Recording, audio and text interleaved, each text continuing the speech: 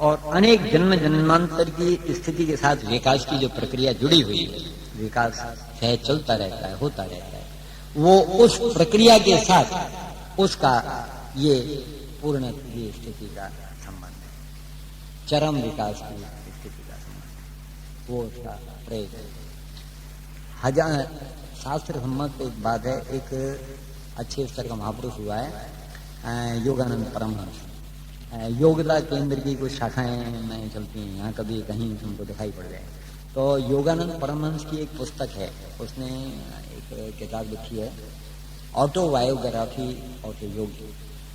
अच्छा, उस पुस्तक में योगानंद परमहंस ने इस बात का इशारा किया है कि आदमी का जो विकास है वो नीचे से ऊपर की ओर होता है। तो पशुता में विकास होते होते होते होते एक दिन ऐसी स्थिति आती है कि जब वो आदमी के विकास की स्थिति पे पहुंच जाता है। अच्छा, तो जब वो आदमी के विकास की स्थिति पे पहुंच जाता है, पशुता से उठता है, वो 4 प्रकार के जीवों का वर्णन है, उसमें से आदमी चरम विकास की स्थिति है। तो इस चरम विकास की स्थिति उसको मिल जाता है। तो योगानंद परमहंस ने इस बारे में इशारा किया है अपनी उस पुस्तक में कि आदमी को आदमी के जन्म के बाद अगला भी आदमी का ही जन्म मिले, उसको अपने किसी भी ऐसे जो है खोटे कर्म के कारण नीचे की योनि में न जाना पड़े, अथवा किसी सत्कर्म के कारण से ऊपर की जो 8 देव योनि है, 84 लाख नीचे की योनि, 8 ऊपर देव योनि, तो उन देव योनि में भी सत्कर्म के द्वारा आदमी चला जाता है। मगर वे नीचे की 84 लाख योनि और ऊपर की 8 देव योनि, ये दोनों ही भोग योनि, उनमें केवल जो भी पुण्य या पाप अथवा सत्कर्म या दुष्कर्म उसकी जो स्थिति है उसके परिणाम से उसको बस भोगना है, विकास उसका होता चला जाए और उसके हिसाब से उसका विकास चलता चला जाता है। तो वो आदमी के बाद आदमी का ही जन्म मिले, उसको न तो ऊपर जाना पड़े न नीचे जाना पड़े ऐसी स्थिति आदमी के जन्म के बाद आदमी का जन्म मिले। अच्छा, और अपने आदमी के जन्म में उसका स्वयं का पूर्णत्व की स्थिति की प्राप्ति के लिए कोई पुरुषार्थ नहीं है, केवल मात्र प्रकृति जो धीरे धीरे धीरे धीरे तुम्हारा विकास करती है, बस उसी के ऊपर तुम निर्भर रहो। तुम्हारा अपना कोई पुरुषार्थ नहीं, कोई साधना नहीं हो, कोई पुरुषार्थ नहीं हो, किसी प्रकार की कोई बात नहीं हो। तो योगानंद ने इशारा किया है कि पूर्णत्व की प्राप्ति के लिए, पूर्णत्व प्राप्त करने में आदमी के जन्म के जो वर्ष हैं उनके हिसाब से 2 लाख वर्ष का समय लग जाता है। 2 लाख, हाँ 2 लाख वर्ष, याद रखना है इस बात, बहुत बड़ी बात। और उसने इस बात पर इशारा किया, वो इस बात को उसने इशारा किया है और ये शास्त्र सम्मत बात है। अपने जो इस प्रकार शास्त्र सम्मत बात है, निगम और आगम में कहीं कहीं इशारा नहीं जाता है, खुलासा भले ही नहीं मगर इशारा है। तो वो इशारा इस बात के बारे में स्पष्टीकरण कर देता है कि ऊपर की योनि में नहीं जाना पड़े, नीचे की योनि में नहीं जाना पड़े, आदमी के बाद आदमी का जन्म मिलता रहे और अपना पुरुषार्थ नहीं तो उसको 2 लाख वर्ष पूर्णत्व की प्राप्ति में लग जाते हैं।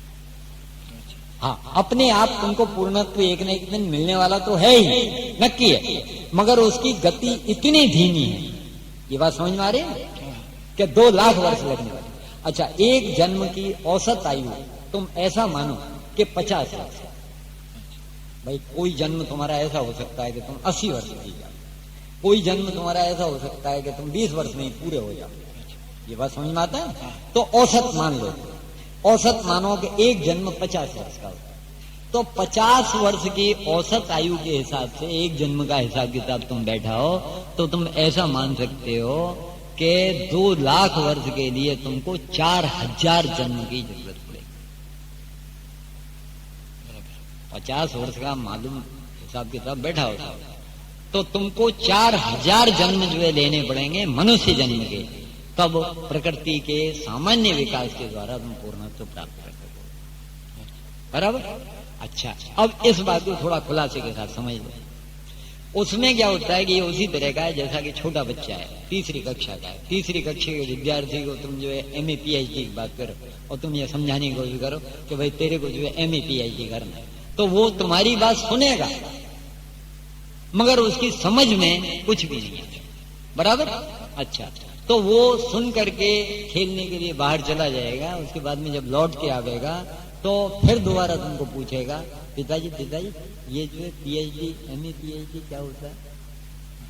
तुम कितना भी उसको समझाना, कितना भी मूड मारा मारी करो, उसको तुम समझाना न किए तो तीसरी कक्षा के विद्यार्थी को MA PhD की बात समझ में आने वाली और उसको उसमें कोई प्रयोजन नहीं है, उसको कुछ लगी।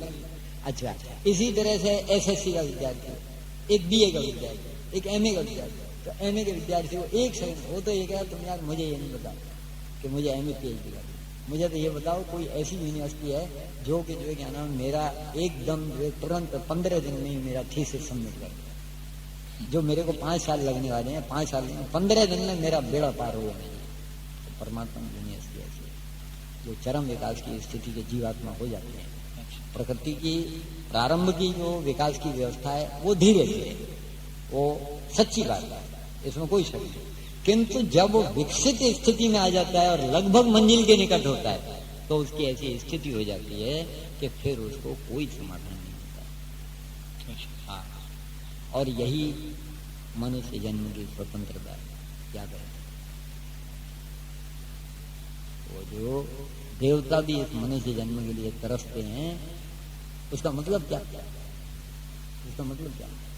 ये बात आती है रामायण की चौपाई है, उसमें स्पष्टीकरण में वो कहता है बड़े भाग मानुष तन पावा, है ना, सुर दुर्लभ सब ग्रंथन गावा। देवताओं के लिए भी दुर्लभ, देवता भी उसके लिए तरसते हैं। अर्थात सत्कर्म के द्वारा, पुण्य के द्वारा देव योनि में पहुंच जाओ तो देवता भी मनुष्य जन्म में आने के लिए तरसते हैं। क्यों? क्योंकि देव योनि भी भोग योनि, जब पुण्य पूरा हो जाएगा तो लौट के यहीं आना पड़ेगा और इस मनुष्य योनि में से ही तुम्हारा छुटकारा होने की शक्यता, छूटना यहीं बनेगा। तुम चाहे ऊपर चले जाओ चाहे नीचे चले जाओ, चाहे इसी में धीरे धीरे विकास करते और चाहे अपना तीव्र पुरुषार्थ के द्वारा एक जन्म में चले। जब विकसित स्थिति हो जाती है, मान लो ऐसी स्थिति हो गई कि 1.5 लाख वर्ष का विकास हो गया है, किसी आगे 50,000 वर्ष का अभी विकास बाकी पड़ा हुआ है, बराबर, तो उसको सब साफ साफ दिखाई पड़ेगा, सब समझ में, फिर उसको चैन नहीं पड़ेगा। हो गया 50,000 वर्ष, ओ अभी 50,000 वर्ष से इतना विकास करेंगे, मेरी तैयारी नहीं, मैं तो इसी जन्म में ये 50,000 वर्ष का काम पूरा कर देना चाहता हूँ। ये 50,000 वर्ष का काम जो है इसी जन्म में पूरा हो जाना चाहिए और मेरा छुटकारा इसी जन्म में हो जाना, मुझे पूर्ण की प्राप्ति की स्थिति इसी जन्म में प्राप्त हो जाए, बराबर। मगर ये कौन विचार करेगा? ये वो विचार करेगा जो कि 1.5 लाख वर्ष के विकास को अपने जन्म जन्मांतर की स्थिति के साथ लेकर के आया है, उसको समझना है, बराबर, जो कि मंजिल के बहुत निकट पहुंच चुका है। अच्छा, और ये मनुष्य जन्म की स्वतंत्रता है, भगवान ने जो मनुष्य जन्म की स्वतंत्रता दी है, अगर मात्र प्रकृति के विकास के अनुसार एक दिन विकास होता, पूर्ण प्राप्त होता, तो फिर तो मनुष्य जन्म का कोई प्रयोजन ही नहीं था, कोई प्रयोजन नहीं, उसकी कोई स्वतंत्रता नहीं, बस यही उसका प्रयोजन है, यही उसकी स्वतंत्रता। भले 50,000 वर्ष का उसका विकास की प्रक्रिया अभी बाकी पड़ी हुई हो, मगर वो चाहे तो इसी जन्म में उस 50,000 वर्ष की प्रक्रिया को पूरा करके और अपना व्यवस्था करके आगे जाए। बात समझ में आई? तो उसका यही स्वतंत्रता है, जीव की जो स्वतंत्रता है, जीव स्वतंत्र है, उसने जो अपनी खोटी समझण के कारण से अपने आप को जो उपाधि में डाला हुआ है, वो स्थिति उसकी इस तरह की स्थिति से खत्म हो सकती है और उसकी यही स्वतंत्रता है। वो चाहे तो 50,000 वर्ष के काम को इस एक जन्म में, हो सकता है एक जन्म के कुछ अंश में, 10 वर्ष में, 8 वर्ष में, 5-7 वर्ष में, ऐसे इस बात के उदाहरण हैं, इस बात के दाखिले हैं कि जहां लोगों ने मामूली कुछ दिनों में ही बात पूरी कर दी। हाँ, श्रीमद् भागवत का उदाहरण है। सुखदेव से जिस वक्त जो है ये बात आती है, परीक्षित को वो इस तरह का वो कर देता है और भगवान की कृपा सुखदेव को घुमा फिरा के वहां ले आती है। तो परीक्षित विनंती करता है, प्रभु आप भगवान की प्रेरणा से यहाँ आ गए, ऐसी स्थिति हुई है। अब मेरे को इस तरह से ऐसे ऐसे हुआ है, 7 दिन में ये जो है नाग दंश देने वाला है, आप कोई ऐसा उपाय करो कि मेरा 7 दिन में उद्धार हो, 7 दिन में मेरा निकाल हो जाए। परीक्षित जैसा श्रोता है, सुखदेव जैसा वक्ता है, सुखदेव जैसा महापुरुष है, उसका नतीजा ये होता है कि सुखदेव उसको कहता है तू क्या बात करता है, तू 7 दिन की बात करता है, तेरा 7 क्षण में निकालो। तू तो 7 दिन की बात करता है, ये बात कौन कह सकता है?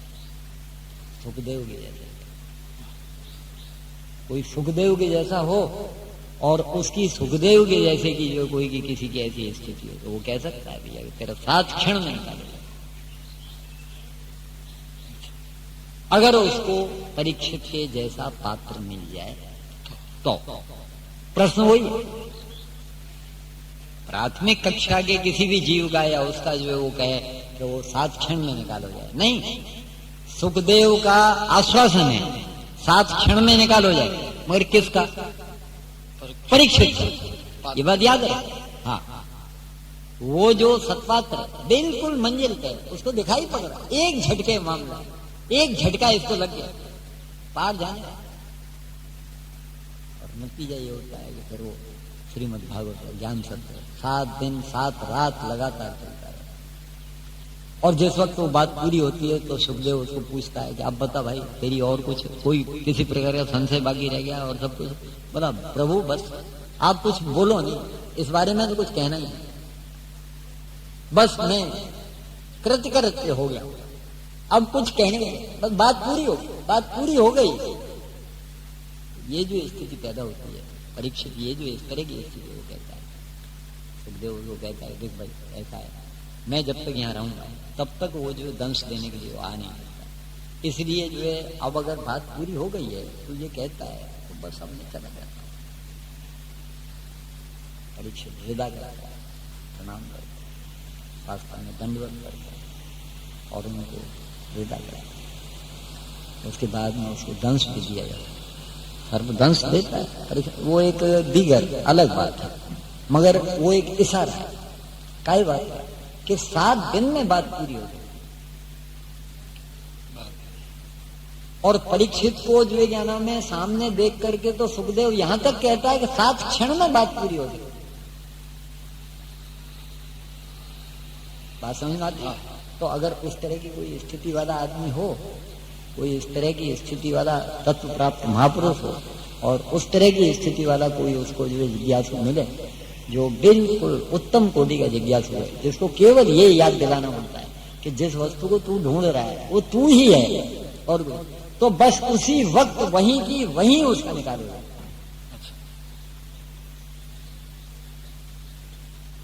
माधव ने, सायन माधव है, मुनि विद्यारण्य, बाद में संन्यास ले लिया माधवाचार्य ने, तो माधवाचार्य बाद में विद्यारण्य के नाम से शंकराचार्य की पीठ पे बैठा, उसने एक पुस्तक लिखी है, उस पुस्तक का नाम है जीवन मुक्ति विवेक।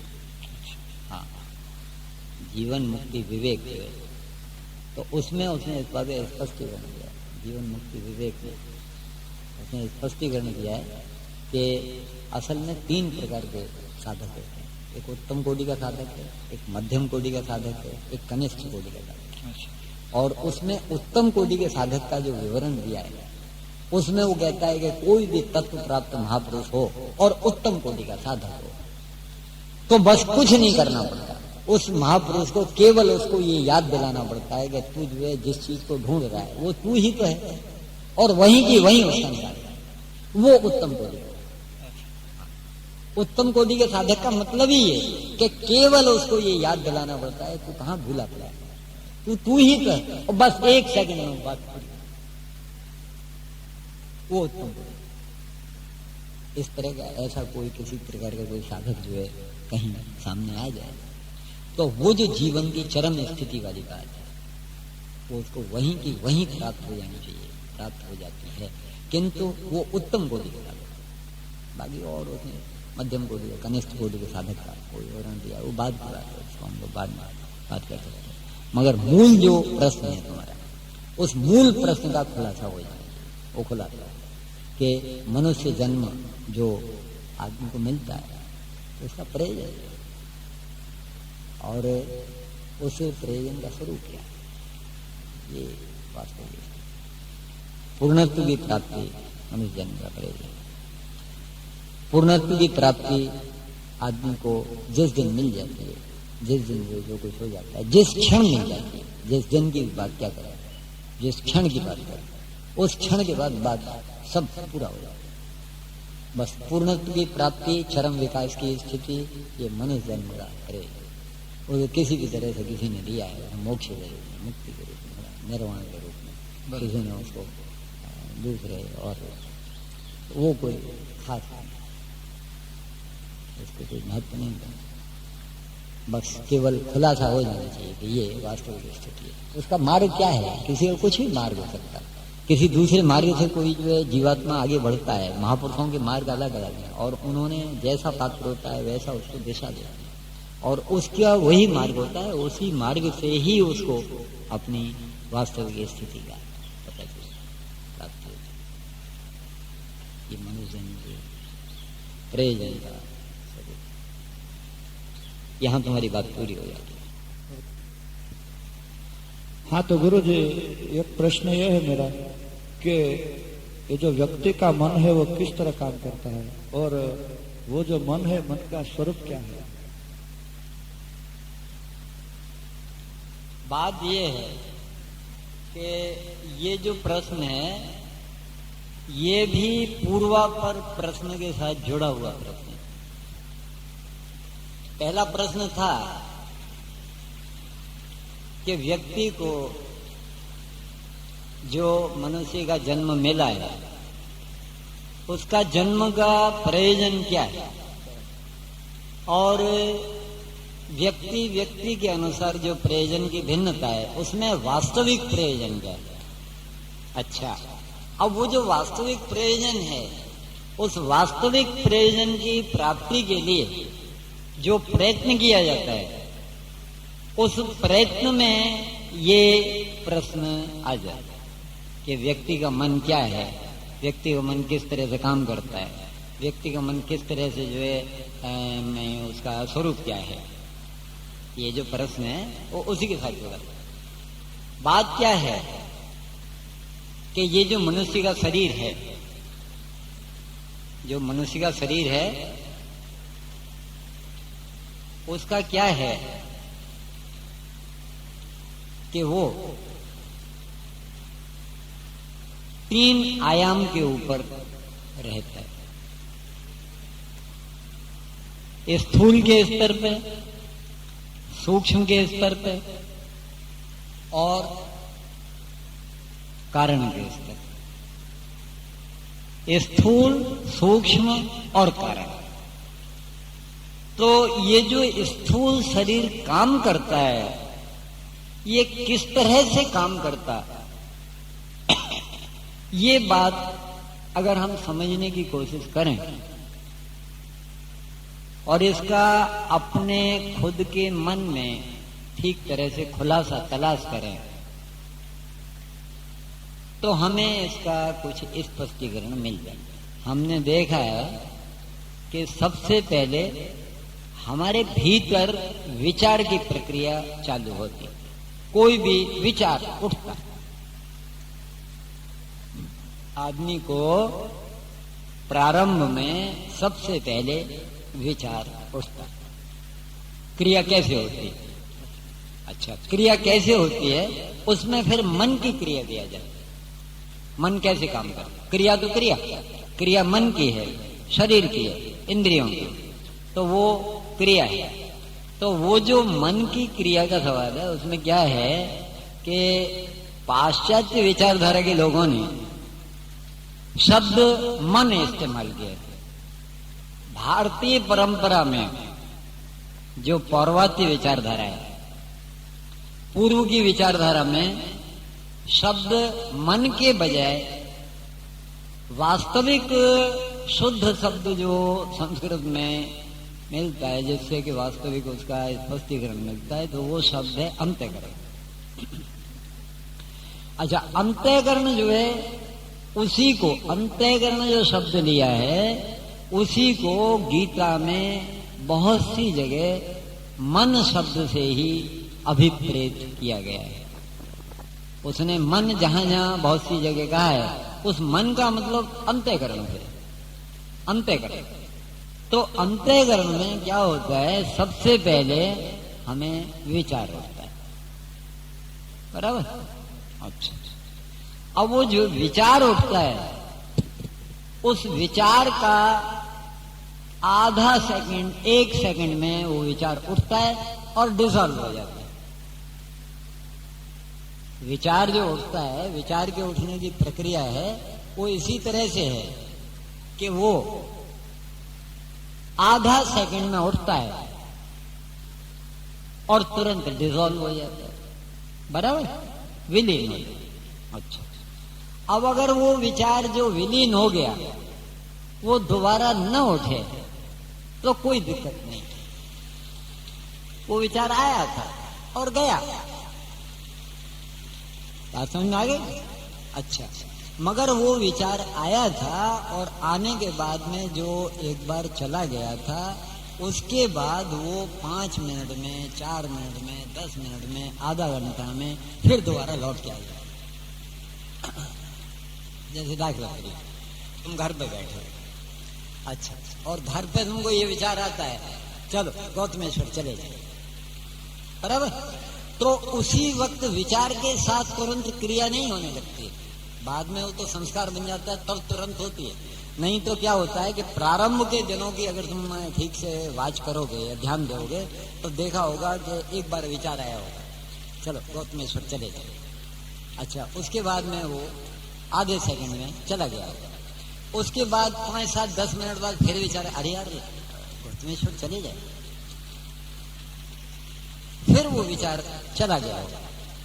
फिर उसके बाद में जो पहले 10 मिनट बाद विचार आया था, वो 10 मिनट के बाद जो है 2-3 मिनट में विचार फिर आ गया, चलो गौतमेश्वर चले जाए, बराबर। तो वो जो बार बार विचार का आना है, बार बार विचार आने लगता है, उस विचार में बार बार का जो रिपीटिशन होता है, उस रिपीटिशन होने से उसमें फोर्स पैदा हो जाता है। विचार प्लस रिपीटिशन, विचार का बार बार आना, उसके बाद में फोर्स पैदा हो जाता है। याद रखना, विचार प्लस रिपीटिशन, उसमें फोर्स पैदा हो जाता है, और विचार और रिपीटिशन के द्वारा जो स्थिति पैदा होती है, वो विचार फिर केवल विचार नहीं रह जाता, रिपीटिशन के जुड़ने के कारण से वो विचार फिर इच्छा बन जाता है। विचार जो था वो विचार इच्छा बन जाता है, बराबर। अच्छा, अब वो विचार आया था, चलो गौतमेश्वर चले जाए, तो उसमें मन में ये दोनों प्रक्रिया हो, जाए कि नहीं जाए, जाएं कि नहीं जाएं। तो जाएं कि नहीं जाएं, ये फिर जैसे ही वो इच्छा का रूप ग्रहण करने लगता है, तो ये फिर स्थिति आ जाती है कि जाएं कि नहीं जाएं। विचार प्लस रिपीटिशन, चाहे वो जल्दी जल्दी रिपीट हुआ हो, चाहे देर में रिपीट हो, वो रिपीटिशन के बाद में उसमें फोर्स पैदा होता है। फोर्स जो मिल जाता है उसके बाद में वो इच्छा बन जाती है। अब इच्छा के लिए फिर निर्णय करना पड़ता है, जाएं कि नहीं जाएं। इच्छा के लिए निर्णय करना जरूरी हो जाता है, बराबर। अच्छा, और इच्छा जो होती है उसका जब निर्णय करने की बात आती है, तो वो फिर मन की क्रिया नहीं है। अंतःकरण 4 प्रकार से काम करता है, अंतःकरण एक ही सत्ता है, अंतःकरण कोई अलग सत्ता नहीं है। आदमी जो है वो शरीर, अंतःकरण, उसका भीतर का चैतन्य तत्व, वो सब एक ही है, वो कोई अलग अलग नहीं है, ये बात याद रखना। तो अंतःकरण 4 तरह से फंक्शन करता है। उसके 4 टुकड़े हैं ऐसा नहीं, ये भूल है। बहुत से लोग, वो चेतना तो एक ही है, वो एक ही वस्तु अलग अलग टाइम पे अलग अलग तरह से काम करती रही। मन, बुद्धि, चित्त और अहंकार। मन, बुद्धि, चित्त और अहंकार। अच्छा, अब इसमें मन है, मन के गहरे में दूसरे नंबर पे बुद्धि। बुद्धि क्या करती है? मन में तो केवल संकल्प विकल्प होता, जाए नहीं जाए, जाए नहीं जाए। मन निर्णय नहीं कर सकता, याद रखना है। मन का काम केवल मात्र इतना है कि बार बार रिपीट करके जाए नहीं जाए, जाए नहीं जाए, और रिपीटिशन होता रहता है। और रिपीटिशन में से उसमें फोर्स पैदा हो जाता है, फोर्स में से इच्छा बन जाती है। उस इच्छा का निर्णय करना जरूरी हो जाता है कि जाए कि नहीं। इच्छा अपना भोग लिए बिना खत्म नहीं हो सकती, वो अपना भोग मांगेगी। भोग मांगेगी तो या तो आप उसको ना करेंगे या हाँ करेंगे। मगर ना करेंगे तो भी आपका बुद्धि ना करेगी, और हाँ करेंगे तो भी आपकी बुद्धि हाँ करेगी। बुद्धि का काम ना और हाँ करने का, डिसीजन देने का जो काम है वो बुद्धि का। बराबर, ये बात समझ में आती है? अच्छा, तो मन में संकल्प विकल्प उठता है, बार बार रिपीट होता है, उसमें फोर्स पैदा हो जाता है। फोर्स पैदा होके वो इच्छा बन जाती है। वो जो इच्छा बन जाती है उसका फिर निर्णय होता है, जाना कि नहीं जाना, और वो बुद्धि करती है। अच्छा, बुद्धि जो है, जो निर्णय करती है, तो वो क्या स्वतंत्र है क्या? ये प्रश्न पैदा होता है। प्रश्न ये पैदा होता है कि बुद्धि जो निर्णय करती है वो स्वतंत्र है। एक परिस्थिति होती है, एक परिस्थिति में 3 आदमी फंसे हुए होते हैं। अच्छा, उनमें से एक आदमी भाग जाने का निर्णय करता है कि यहां से भाग जाना चाहिए। कोई उपाधि में फंस गए, कहीं कुछ होता है, तो उसमें 3 आदमी एक ही परिस्थिति में एक साथ फंसे हुए, उनमें से एक निर्णय करता है कि भाग जाना चाहिए, दूसरा निर्णय करता है कि जो है मुझे जो टक्कर लेनी चाहिए, और तीसरा निर्णय करता है कि चाहे भले ही मर जाना पड़े पर यहां से जो है किसी भी परिस्थिति में जो है ना भागना है। अब तीनों के 3 अलग अलग निर्णय, परिस्थिति एक ही है, एक ही परिस्थिति में तीनों आदमी फंसे हुए हैं, मगर तीनों आदमियों का निर्णय अलग अलग है। नक्की ये बात समझ में आती है? तो ऐसा क्यों होता है? अगर बुद्धि है तो बुद्धि, बुद्धि तो सबकी एक सी होनी चाहिए। बुद्धि तो सबकी एक सी होनी चाहिए, ऐसा नहीं होता है। बुद्धि सबकी अलग अलग होती है, ऐसा क्यों होता है? बुद्धि के सबके अलग अलग होने का, अलग अलग निर्णय करने का कारण क्या? बुद्धि चित्त से प्रभावित है।